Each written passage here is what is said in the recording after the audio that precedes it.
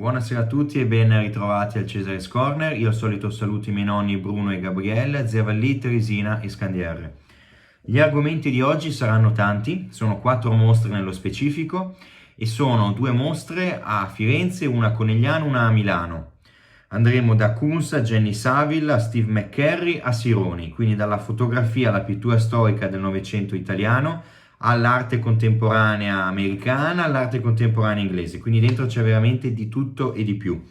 Con tutto questo pacchetto credo di finire un tot di mostre che avevo visto e poi partirà il corner su Crocetta del Montello al prossimo corner, quindi la mostra che ho avuto il piacere di curare insieme a Granzotto, Antonio Dalban, eccetera, su Tancredi, Zoran Mušić e Mario De Luigi e un po' in generale sullo spazialismo veneziano. Allora, nello specifico, per iniziare, inizio con quella più staccata da queste, ovvero Steve McCurry, mostra di un fotografo che io adoro, è anche il fotografo di cui credo di avere più libri in assoluto, perché da libri, ecco, per dire proprio il calibro dell'artista, io tra l'altro nel corner avevo già approfondito almeno 2 mostre, la mostra Animals che si era tenuta a Milano, al Mundec di Milano tipo 2 anni fa, la mostra Reading che avevo visto non mi ricordo dove, avevo visto la mostra Sleeping, avevo visto un'altra mostra più generale, questa è la 5ª mostra che vedo. Di quasi tutte ho preso il catalogo, quindi ne ho veramente tante da parte. Per dirvi, andiamo dai cataloghi più, come si può dire, generici, i collettivi, di cui però McCurry è sempre la copertina perché è troppo iconico, quindi non so, il catalogo del National Geographic che mette insieme tutte le foto più belle fatte appunto dai fotoreporter di guerra, di viaggio, eccetera, per il National Geographic, e abbiamo la ragazza afghana di Steve McCurry in copertina, che è lo scatto più celebre di sempre. Il catalogo, anzi questo lo vediamo alla fine, un catalogo, le storie dietro la fotografia, ecco, consiglio, piccola dritta, quando comprate cataloghi di fotografia, non valgono le stesse case editrici di quelle per le mostre d'arte più in generale. Per i cataloghi di fotografia andate dalle case editrici che sono specializzate in fotografia, perché sono quelle che hanno la qualità di risoluzione migliore. Magari trovate le pagine con la patina anti-impronta e anti-striscio, cioè costano molto, però sono dei cataloghi veramente incredibili. Tra questi, a mio avviso, una di quelle tra i colossi, perché se andiamo su quelle piccole ci sono un sacco di realtà molto molto interessanti che stampano divinamente, però per andare su quelli un po' più noti che magari sono anche più facili da trovare, da acquistare, vi consiglio Phaidon.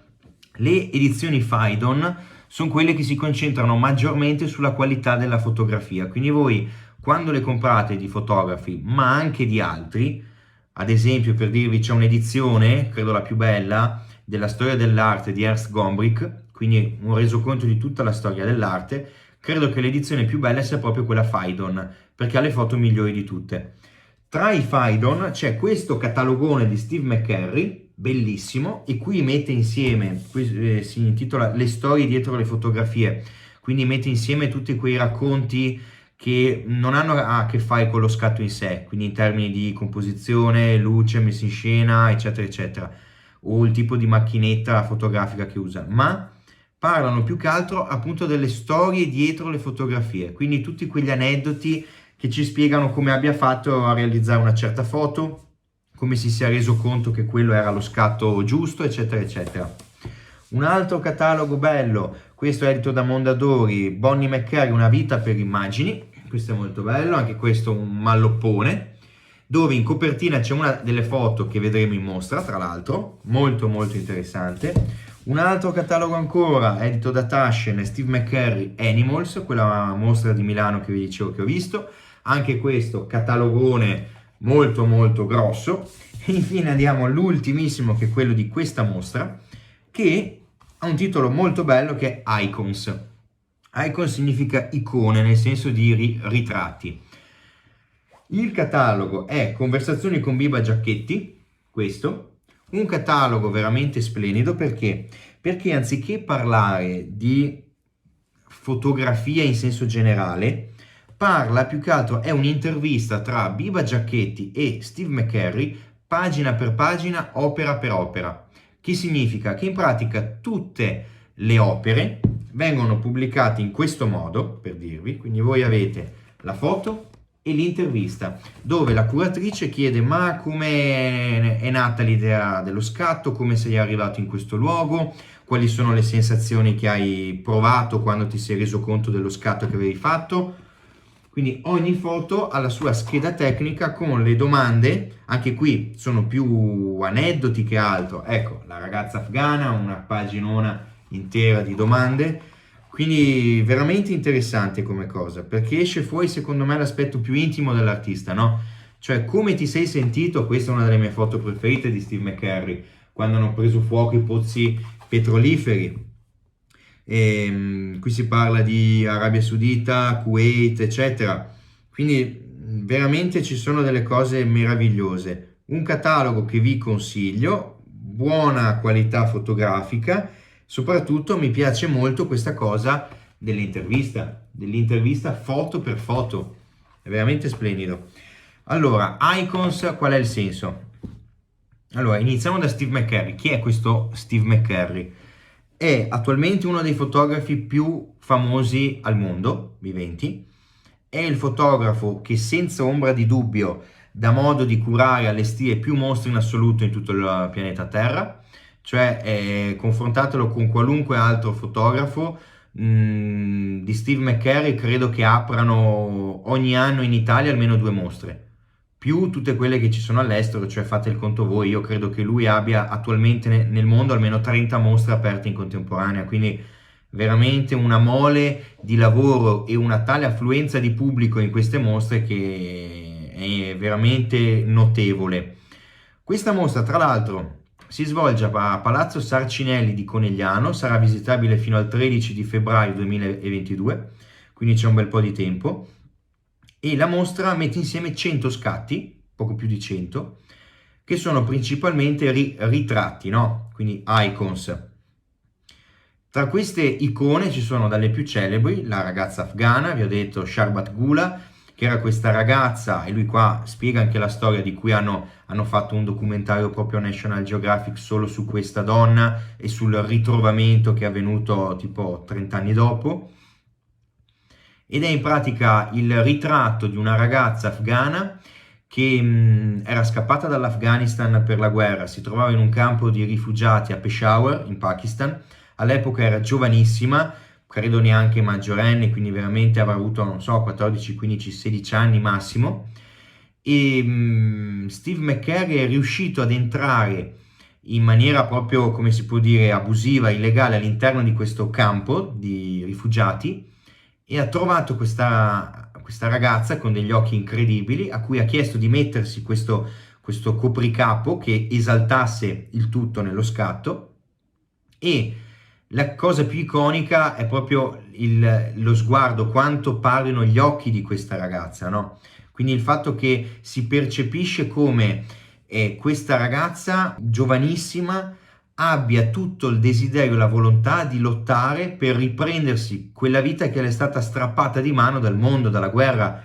Quindi c'è una forza in quello sguardo, c'è una grinta, una cattiveria nella volontà di riprendersi ciò che le è stato tolto. Nel momento in cui Steve McCurry ha pubblicato questa foto come copertina del National Geographic, ecco che ha fatto subito il giro del mondo. La foto è diventata una delle più iconiche, ma soprattutto ha sensibilizzato il mondo sul problema dei campi di rifugiati, sul problema della guerra in Afghanistan, ma non sul problema del come combattono i militari, ma sul problema del cosa ne è di tutti quelli che scappano, dove vanno a finire, quali sono le condizioni di salute di queste persone, dove vivono, in che razza di luoghi drammatici si trovano a cercare di sopravvivere. E quindi è una foto che ha sensibilizzato generazioni intere. Poi, circa 20 o 30 anni dopo, Steve McCurry è riuscito a ritrovare questa ragazza, ovviamente molto più invecchiata, però si intuiva ancora che c'era quell'energia nel suo sguardo, quel fuoco. E ecco che Steve McCurry ha deciso di realizzare una nuova foto, quindi spesso vengono messe a confronto queste due foto e sono magnifiche, magnifiche, perché si vede come 30 anni su una persona normale agiscano in un certo modo, ma 30 anni su una persona che vive in quel modo, che subisce quel tipo di violenze, non siano 30 anni, ma sembrino molto di più. Quindi si vede come il tempo agisce in maniera veramente spietata su questo tipo di luoghi e in questo tipo di condizioni. E oltre però a queste foto, chiaramente Icons è una mostra che mette insieme tantissimi scatti celebri, non solo questo. Per dirvi giusto due dati tecnici su chi sia Steve McCurry, è un fotografo americano nato a Filadelfia, fotografo che ha vinto per ben 4 volte la World Press Photo, ovvero un premio che si dà ogni anno per il miglior scatto fotografico del mondo, che abbia a che fare con la sua categoria, quindi con il tema del fotoreporter. Poi ha vinto, che è la cosa più prestigiosa, è come dire l'Oscar o il Nobel per un fotografo, la Robert Capa Gold Medal, quindi la medaglia d'oro Robert Capa, altro fotografo immenso che ha dato il via a questa serie di edizioni che portano il suo nome per la medaglia, e tutti i fotografi più grandi al mondo l'hanno vinta. Quindi nel momento in cui si vince quello è come veramente vincere il premio Oscar per un attore, cioè sei il numero uno del pianeta e lui l'ha vinta, quindi si parla veramente di un genio incredibile. Tra l'altro ho avuto modo di parlarne con un caro amico che segue il Corner, che mi segue su Instagram, sui social, dove avevo già mandato il post su questa mostra, dicendomi che lui ama molto, cioè gli piace Steve McCurry, riconosce la qualità dello scatto, però mi ha fatto notare, è una cosa su cui ci sarebbe da discutere in effetti, come spesso le foto di McCurry siano delle foto un po' patinate, nel senso che sono delle foto talmente curate da poter sembrare meno spontanee, no? Invece chiaramente non è una cosa che io posso smentire o meno, nel senso che per rispondere a una domanda del genere o a un'affermazione simile bisognerebbe essere insieme a Steve McCurry nel momento in cui scatta le foto per comprendere come le scatta. Il punto è che non lo sappiamo. Allora, cosa dire? Riguardo alla perfezione formale delle foto è fuori discussione. Cioè sono dal punto di vista dell'equilibrio, del bilanciamento, del colore, delle forme di tutto, della simbologia di tutti i vari elementi che sono al suo interno, sono perfette. Cioè non c'è un mezzo errore che sia uno. Sono immacolate le foto. Poi ne scatta 1000 e ne sceglie una, ne scatta una e la fa giusta al primo colpo, non lo so sinceramente. Quanto tempo resta in posa per trovare lo scatto? Sono degli scatti singoli che lui riesce a fermare o sono frutto magari di una parte di spontaneità, di improvvisazione e una parte in effetti di messa in scena, quindi come se lui mettesse già, creasse una scenografia per realizzare poi la foto? Non lo so. Sicuramente farebbe parte del suo modo di far foto la spontaneità, l'improvvisazione, perché un fotoreporter non è un fotografo di quelli da studio, è un fotografo che è all'aperto, magari con zaini in spalla pesantissimi, con una fatica fisica per raggiungere quei posti, un pericolo anche di vita nell'affrontare alcune condizioni fisiche estreme, e questo lo racconta in vari libri. McCurry ha attraversato dei fiumi a nuoto con la corrente che lo trascinava via, con lo zaino con i rullini in spalla, e cercava di non farsi trascinare via, quindi ha fatto delle cose per raggiungere quei luoghi e realizzare quegli scatti davvero impressionanti. Io non so se poi, cioè, quanto sia improvvisato e quanto sia di messo in scena, non lo so. Sicuramente questo non toglie nulla alla qualità del fotografo e alla bellezza dello scatto. Quindi io continuo a dire che sia uno dei fotografi veramente più deliziosi da vedere, soprattutto in mostra che ci possa essere, motivo per cui fa sempre il pienone di pubblico e aprono così tante mostre in giro per il mondo. E allora non vi voglio aggiungere altro, perché vi consiglio il catalogo, è fatto benissimo, è piccolo, è abbastanza compatto, le foto si vedono bene, sono 100 scatti iconici, quindi vi consiglio caldamente il catalogo. Lo rimostro: Icons, Ora prego regia con il video e ci vediamo un po' di belle foto. Prego.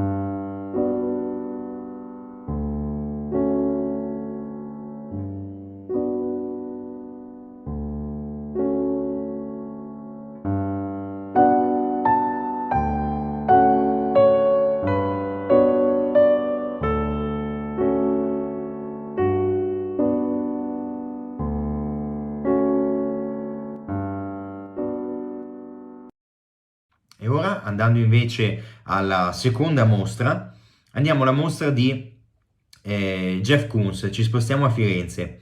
Allora, è un artista di cui ho avuto modo di raccontarvi molto nei corner, è un artista su cui veramente non riesco ancora a pronunciarmi, nel senso che ci sono delle trovate, chiamiamole trovate, che mi piacciono, nel senso che trovo che siano frutto di una mente superiore, perché veramente ci vuole del genio per inventarsi alcune trovate di questo tipo, e in altri casi lo trovo veramente un furbacchione.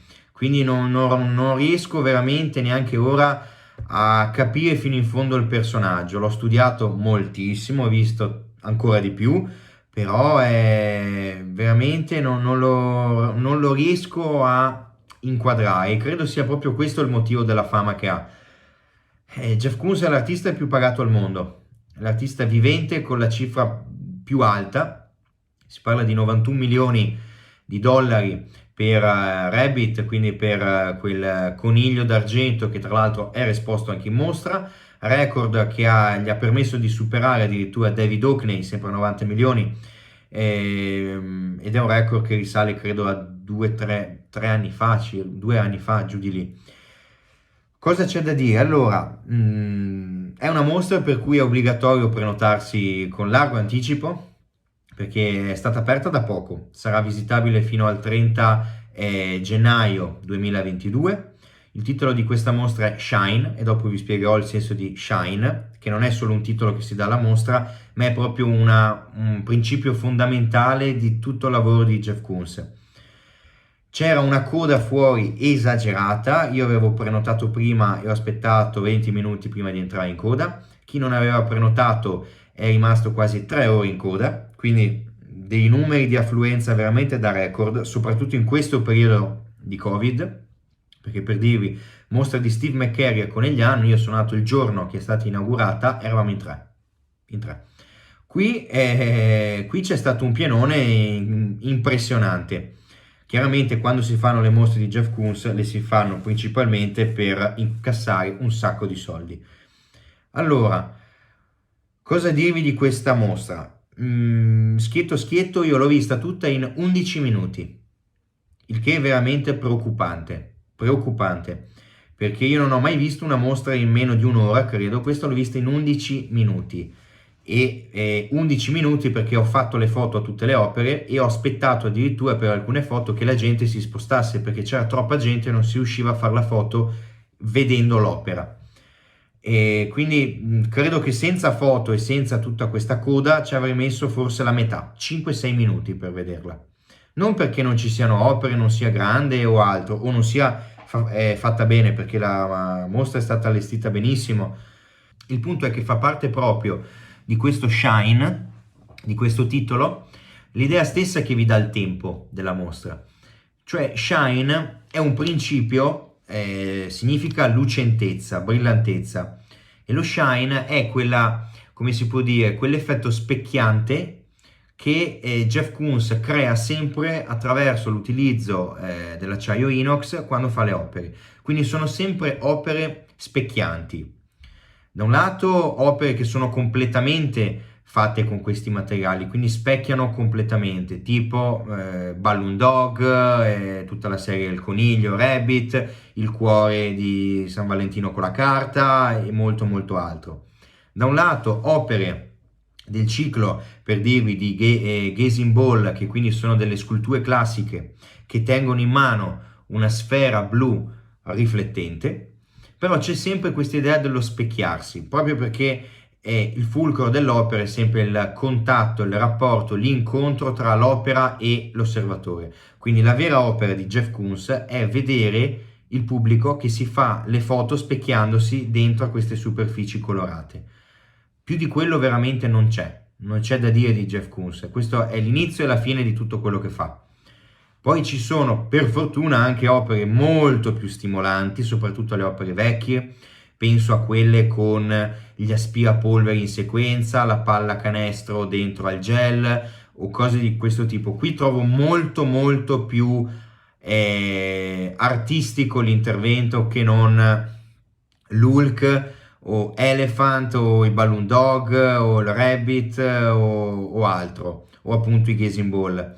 Diciamo che lui ha sempre giocato, no, sul mettere insieme cultura alta e cultura bassa, quindi da un lato un certo gusto per il citazionismo di opere d'arte celebri, con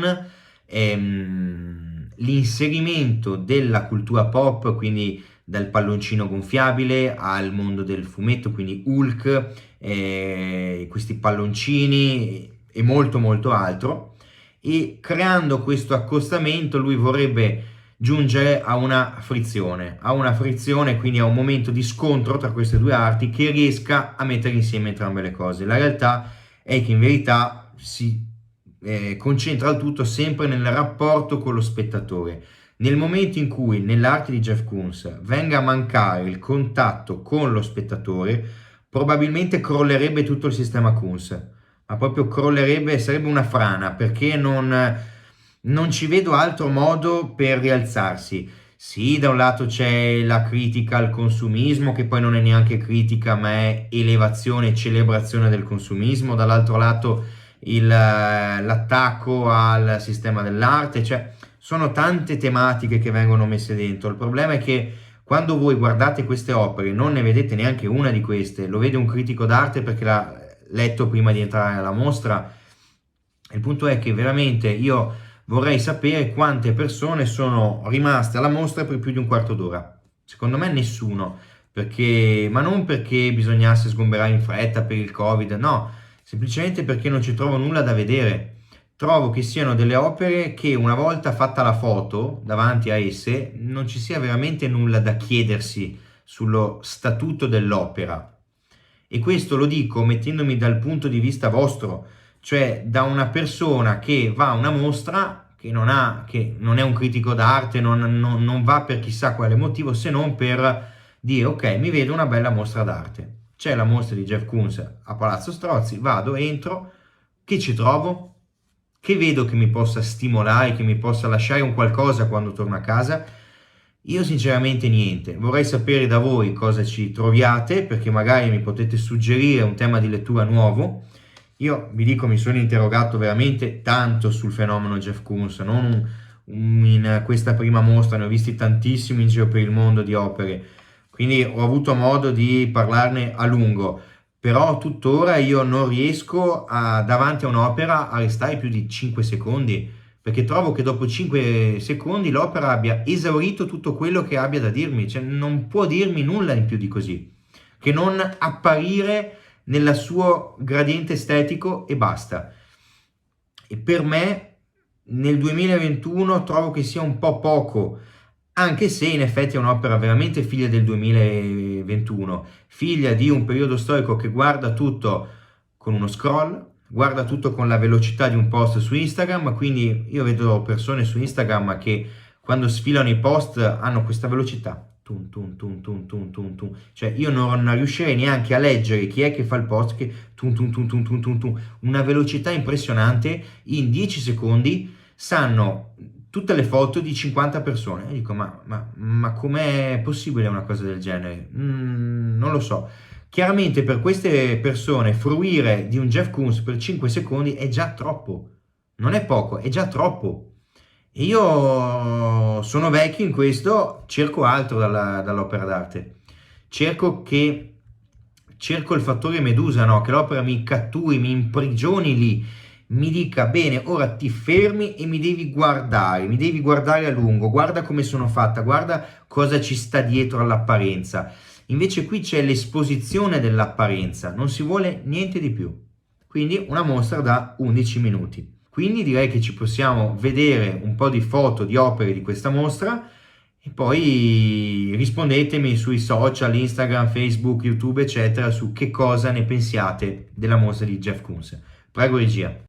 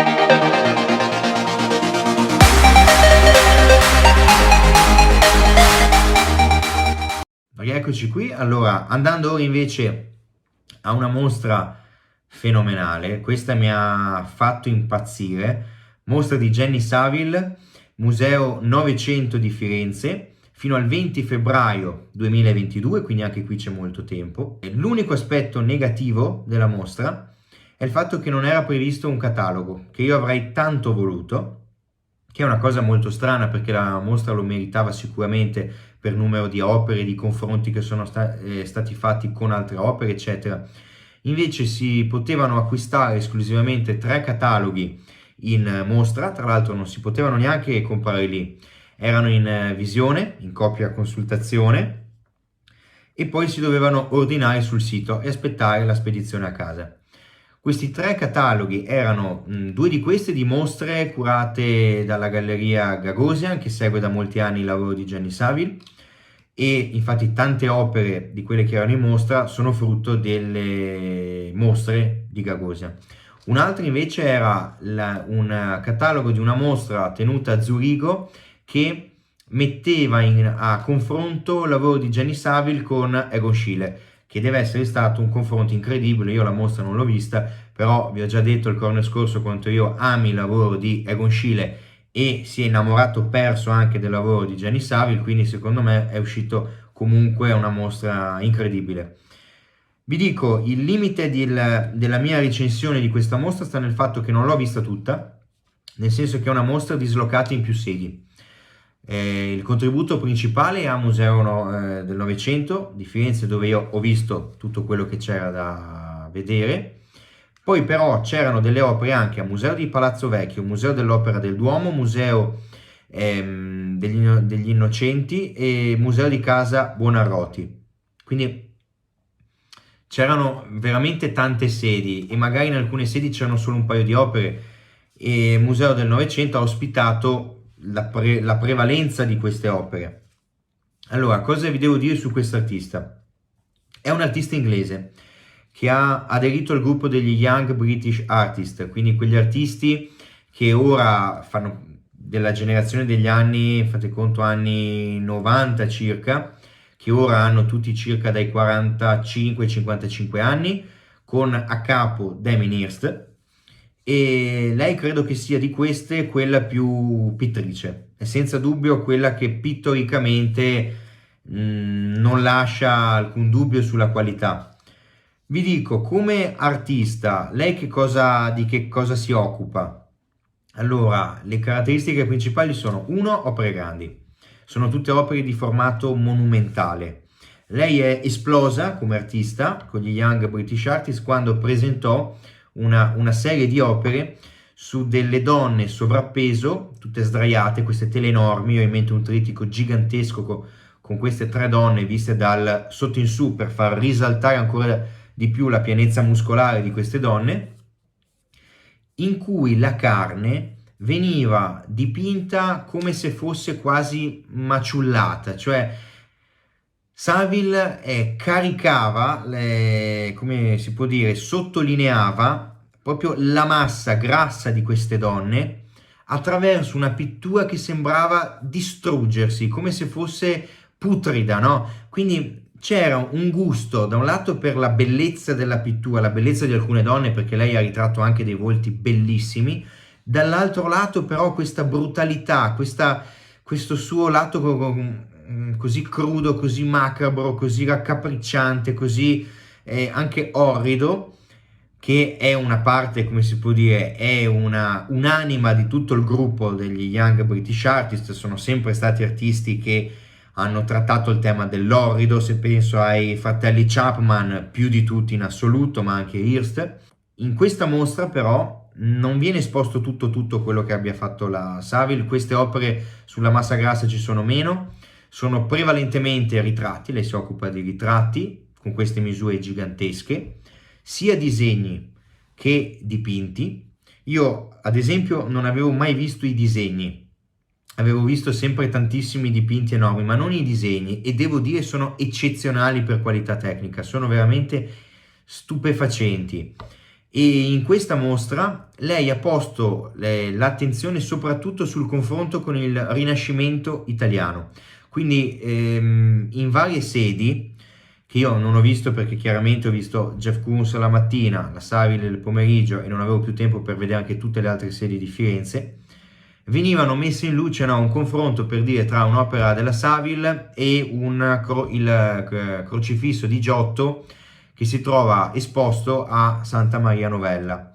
Poi magari tra una scultura di Michelangelo e un disegno della Savile, oppure Verrocchio e altri artisti con lei. Quindi un confronto con il Rinascimento davvero molto interessante.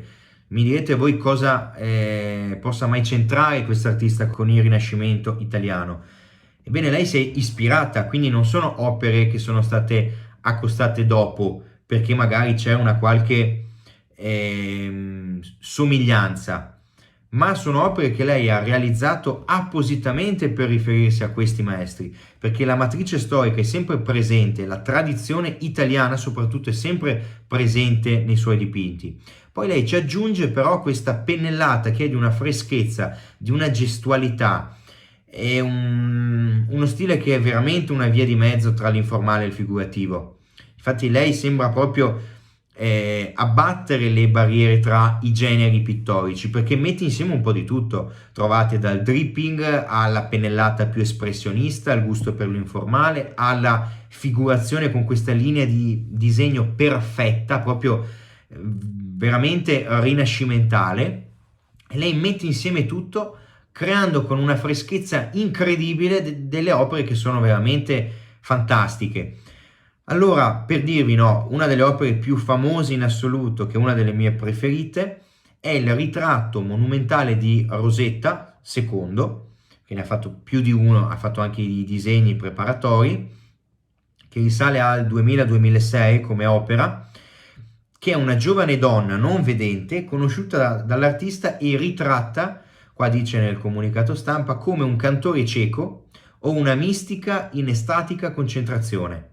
Quindi c'è questa donna con gli occhi vitrei che solleva leggermente il mento, guarda persa nel vuoto, e voi, ma a livello di pennellata, di colori, di costruzione, di luce, di tutto, è perfetto. Cioè questi sono dei quadri che voi li vedete e sono una cosa, nessuno può restare, cioè queste sono opere, altro che Jeff Koons, ma da restarci un quarto d'ora su ogni quadro, perché hanno una pittura che è di una qualità stratosferica.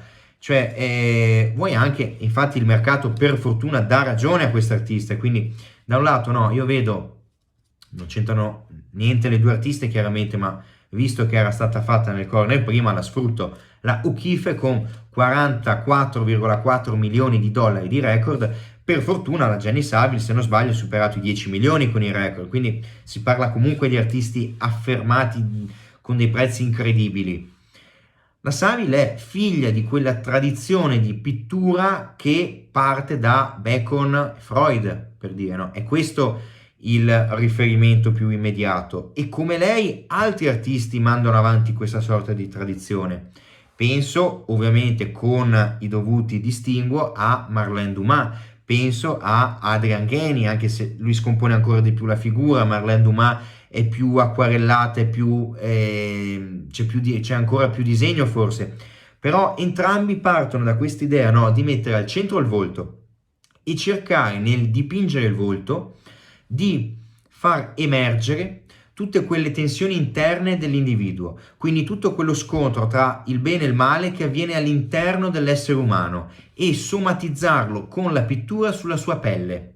Quindi il fatto di raffigurare una donna in sovrappeso, vista dal sotto in su, che però con sguardo orgoglioso vi mostra, vi ostenta la sua nudità e il suo fisico, significa da un lato entrare nella psiche di persone sovrappeso, capire come pensano, che rapporto hanno con il proprio corpo, capire quali sono le tensioni che avvertano nel scoprire il proprio corpo, eccetera. Quindi è di una contemporaneità questa pittura veramente incredibile.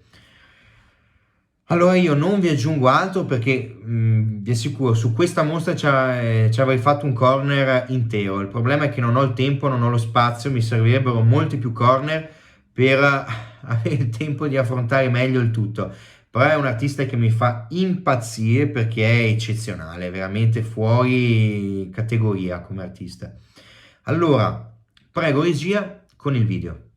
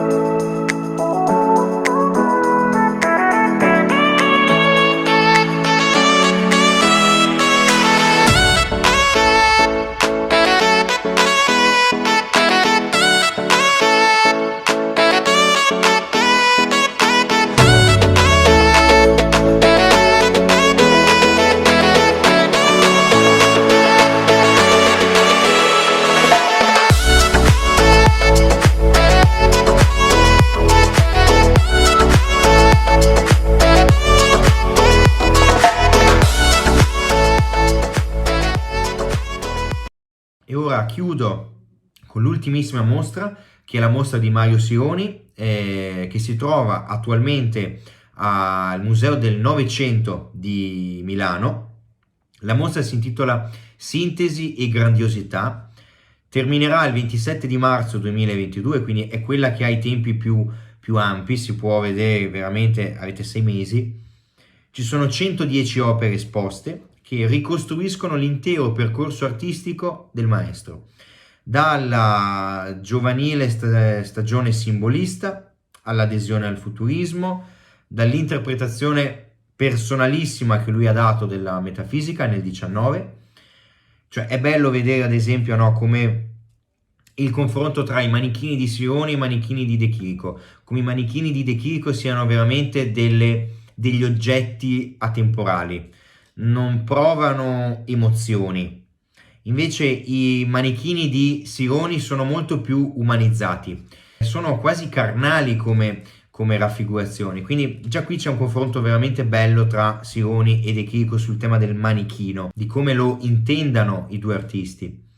Poi si va oltre e si arriva al momento più classico, quindi il momento del ritorno all'ordine, quindi proprio puro il Novecento italiano, gruppo Novecento. Si arriva alla crisi espressionista 1929-30, alla pittura monumentale degli anni 30 che in un certo senso sembra chiudere la mostra. Però si chiude definitivamente nel secondo dopoguerra con il periodo dell'Apocalisse, cioè l'opera proprio Apocalisse, che è l'ultima opera che lui abbia dipinto prima di morire, che è un periodo veramente tragico nei toni, nella pittura, nei soggetti. Ampiamente rappresentato in mostra è il ciclo dei paesaggi urbani, che forse è il tema più famoso di tutta la sua pittura. È questa sorta di sguardo, uno sguardo proiettato verso questo gusto che sì, è ancora futurista nel modo di guardare al paesaggio urbano, no?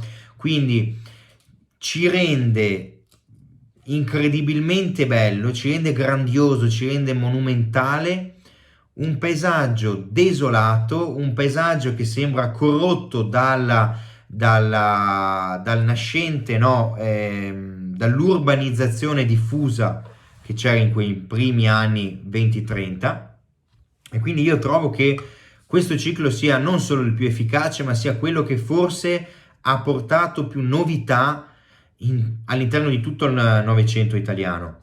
Diciamo che Sironi per me nasce con il suo arrivo a Milano nel 19, è qui che partono i paesaggi urbani, è qui che parte il Sironi anche monumentale, quindi secondo me si deve assolutamente parlare di Milano e della nascente dello sviluppo del paesaggio urbano milanese per comprendere gran parte della pittura di Sironi, che è una pittura caratterizzata prevalentemente da questo uso dei toni cupi.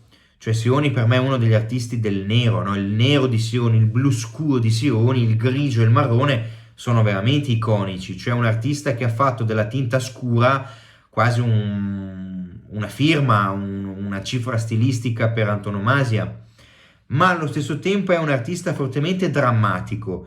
Io non ho mai visto, soprattutto nei paesaggi urbani, eccetera, delle opere distese. Ho sempre visto delle opere sofferte, delle opere in cui si avverte l'esigenza di un artista di vivere in uno spazio altro, come se la pittura cercasse di andare oltre, ma non riuscisse a staccarsi dalla bruttezza di questo mondo. Cioè, ho sempre visto Sironi come un artista molto critico nei confronti del suo tempo. Per quanto poi sia stato un artista veramente boicottato per lungo tempo per la sua aderenza al fascismo, eccetera, eccetera, per molti incarichi che lui ha preso per Mussolini, le opere monumentali sulla Vittoria Late, molte altre cose. Però trovo che comunque sia un artista che debba essere ancora molto scoperto, proprio per il fatto che ha subito ingiustamente un periodo di oblio che merita ancora di essere approfondito con mostre di questo livello. Non vi aggiungo altro perché il corner è stato lunghissimo, anche di Sironi ce ne sarebbe qua da dire per un bel po', però chiudo e vi mando in onda l'ultimo video. Prego regia.